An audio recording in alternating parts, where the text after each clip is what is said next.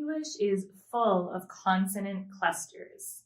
Because of this, it's important for your listener to be able to understand you when you use consonant clusters. Let's see if we can try a few consonant clusters together. Try these with me. Sl, slept. Qu, quietly. Ms, gyms. Old, old. You probably know that consonants are all the letters of the alphabet that are not vowels. Here they are in blue. Sometimes we combine two consonants to make a new sound. For example, C and H make the ch sound. S and H make the sh sound.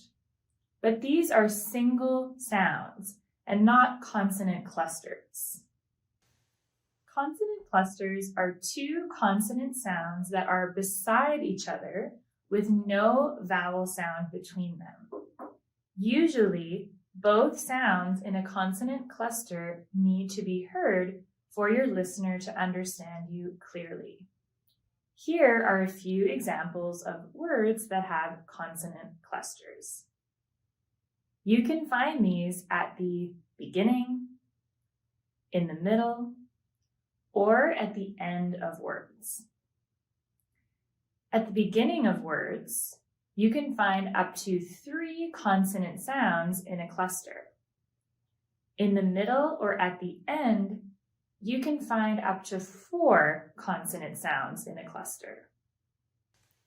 Listen again as I put the words we already practiced into a sentence. Jim's old dog slept quietly. There are consonant clusters at the beginning of the words slept and quietly.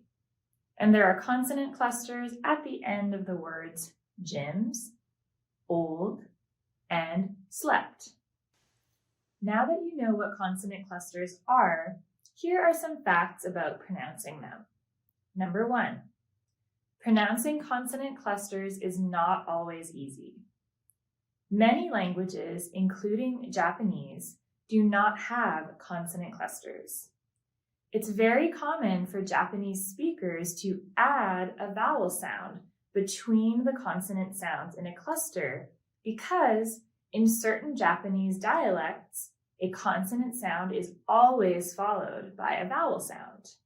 But in English, it's important to avoid adding an extra vowel sound within a consonant cluster. Number 2, clusters can form in places you don't expect, or they can be hard to see. For example, the cluster skr may not be obvious in these 2 words until you say them out loud. Ice cream. The cluster sw may not be easy to see when you see this phrase, but listen to how it sounds. Kate's wedding. We can hear the cluster. Kate's sweating. Kate's wedding. It's usually important to say both initial and final consonant clusters clearly and accurately in order to be understood. But one final point is, number 3, dropping a sound in consonant clusters is sometimes okay.